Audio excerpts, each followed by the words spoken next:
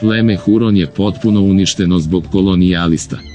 A pleme Apača, ne samo da je preživelo genocid od strane Amerikanaca, već im je čak i ulilo strah. Danas ćete saznati koja su indijanska plemena preživela u naše vreme, kako su u savremenim Sjedinjenim Američkim Državama ljudi diskriminisani zbog pripadnosti određenim nacijama.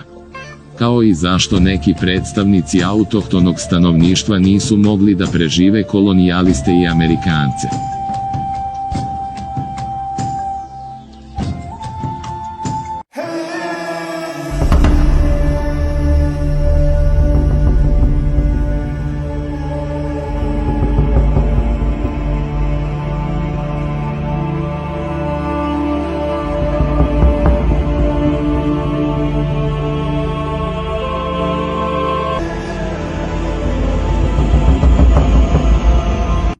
Kristofer Kolumbo, čovek koji je otkrio Ameriku, bio je siguran da nije stigao na novi kontinent.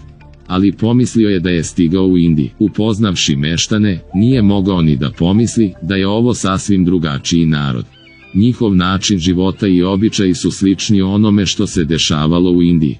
Zbog toga ih je tako nazvao. Da ne bude zabune u buduće, kada su svi shvatili da je Kolumbo pogrešio, lokalna plemena su se prevarila i nazvala Indijancima. Smatra se da su pre otkrića Amerike kopnene i ostrvske delove naseljavali Vikinzi. Šta to znači? To znači prisustva ovog naroda u Kanadi. Naravno, ne možete biti 100% sigurni u ovu teoriju, jer nikada nećemo dobiti pouzdane informacije, ali ona je postala jedna od najpopularnijih, a saznaćete dalje o tome kako su ljudi Severne i Južne Amerike živeli pre početka kolonizacije. Iz ličnih podataka, na kopnu pre dolaska Evropljana je živelo od nekoliko miliona do desetina miliona starosedelaca. Postojeća plemena su bila slabo razvijena i njihov broj je bio prilično veliki. Glavna razlika između zajednica bila je u jeziku kojim su govorili lokalno stanovništvo i u tradiciji. Ove razlike su se izražavale i u načinu oblačenja lokalnog stanovništva. Koje običaje poštuju i koliko su prijateljski raspoloženi. Neka plemena su bila stalno nomadska, a neka su vodila sedelački način života, što je određivalo šta su stanovnici radili. Na primer, naseljena plemena imala su visoko razvijenu poljoprivredu i stočarstvo, a uvek nomadski aboriđini su bili odlični lovci i sakupljači. Pored ovoga, postojala je razlika u strukturi društva. Negde je vladao matrijarhat, negde patrijarhat, a u najprogresivnijim plemenima došlo je do prelaska u klasno društvo. Politika u plemenima je bila organizovana po principu jedinstven konsenzus. Skoro svi stanovnici su učestvovali u rešavanju važnih pitanja, njihovi glasovi su nužno uzeti u obzir da bi se postigao cilj. Korišćene su debate, kroz koje se pronalazilo najpogodnije političko rešenje. Religija Indijanaca je bila animalistička, to jest verovali su u prisustvo različitih duhova i duša. Drugim rečima, Indijance je podsticao njihov imunitet i bolesti, koje su bile na njihovom kopnu pre kolonizacije i to je bilo dovoljno, ali bolesti donete iz Evrope su ubile mnogo aboriđina pre kolonizacije. Otkrićem Amerike, lokalna plemena su živela mirnim spokojnim životom. Sukobi koji su se dešavali između zajednica nikada nisu doveli do teških ratova ili genocida nad stanovništvom. Međutim, civilizovano društvo je skoro potpuno uništilo lokalna plemena, o tome kako se to dogodilo, saznaćete dalje. Početak kolonizacije Amerike 1492. godine. Kristofor Kolumbo je otkrio američka ostrva. Moreplovac je bio siguran da je stigao u Indiju. Ukupno Kolumbo je sproveo 4 ekspedicije, od kojih je uvek donosio nekoliko novih Indijanaca, biljke, zlatno ptičje perje. Istraživač je radio u interesu Španije. Zemlja u kojoj živi istinu sa ovih putovanja riznica nije zaista poboljšala Kolumbovu situaciju. Pogoršala se 1498. godine kada je drugi istraživač Vasco da Gama otkrio pravi morski put do Indije i nazvao Kristofora Kolumba prevarantom. Kao rezultat toga, 1500. Kolumbo je uhapšen upravo na ostrvima koje je otkrio. pošavši u Španiju u svoju domovinu, da bi se razgovarao sa bogatim ljudima, koji su tražili od kraljice da pusti istraživača. To je pomoglo Kolumbu da pobegne od hapšenja. 1502. Aktivno naseljavanje Antalije, prirodno, lokalnom stanovništvu nisu se posebno dopadali, novi susedi koji su počeli da potčinjavaju starosedelačko stanovništvo. Počeli su da se javljaju lokalni sukobi, koji su često dovodili do krvavih ratova.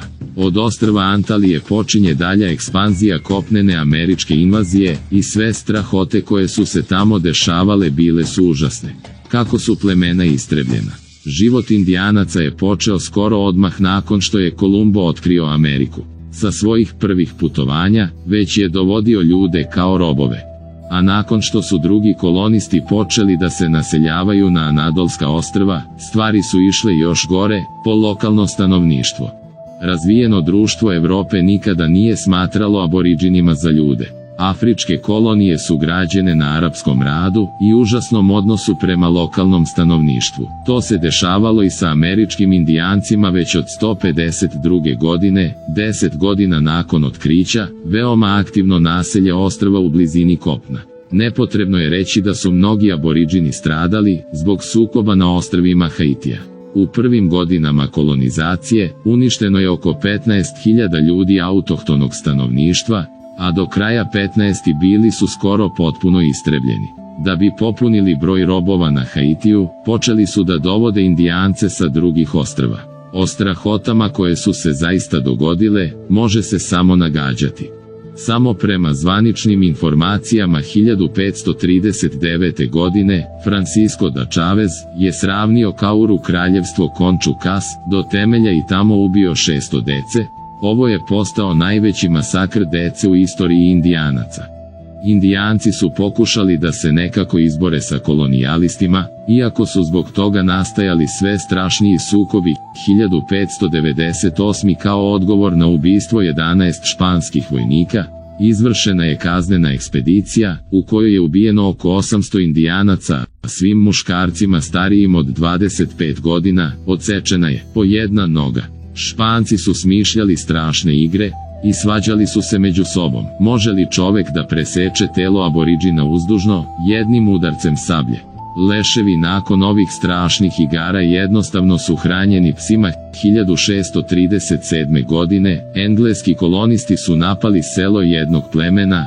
Prema raznim izvorima, tog dana je oko 600 ili 700 ljudi živo spaljeno. Ali se niko nije zaustavio na takvim strahotama. Međutim, ne samo zbog ubistava, smanjilo se i lokalno stanovništvo pored kaznenih akcija genocida. Drugi problem lokalnog stanovništva bile su bolesti koje su kolonijalisti doneli sa sobom, poput kuge, gripa i malih boginja. Ako su u Evropi svi već imali jednu ili drugu bolest i lako i jednostavno ih tolerišu, onda lokalno stanovništvo u Americi možda nikada nije ni čulo za neke bolesti.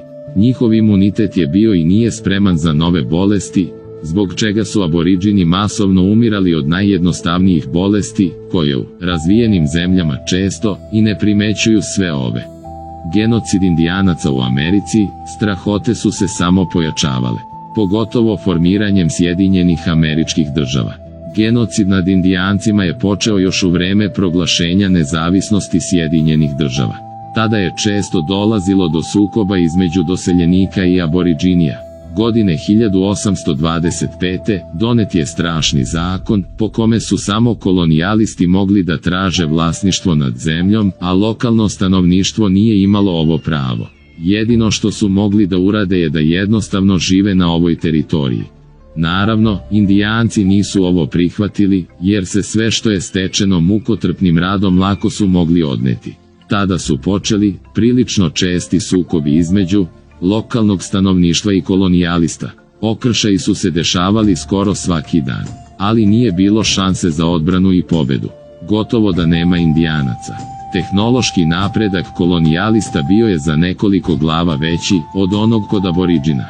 Ako su Indijanci koristili lukove i sečivo oružje, američka vojska je u potpunosti koristila oružje i topove. Pored neprijateljstava između Indijanaca i SAD-a, armija, često su se dešavali razni strašni incidenti. 1860. godine, na obali Kalifornije, nekoliko zemljoposednika i biznismena izvršilo je masakr nad Aboriđina, ubili su žene i starce. Prema raznim izvorima, tog dana je umrlo od 60 do 200 ljudi. Ubice su vitlale sekirama i noževima. Kolonijalisti su im često oduzimali najkorisnije teritorije, na primer, duž reke Amazon je bilo mnogo minerala, koji su im prirodno bili potrebni. Indijanci koji su živeli na ovim teritorijama, bili su protiv svojih novih suseda koji su, šta više, ne trebali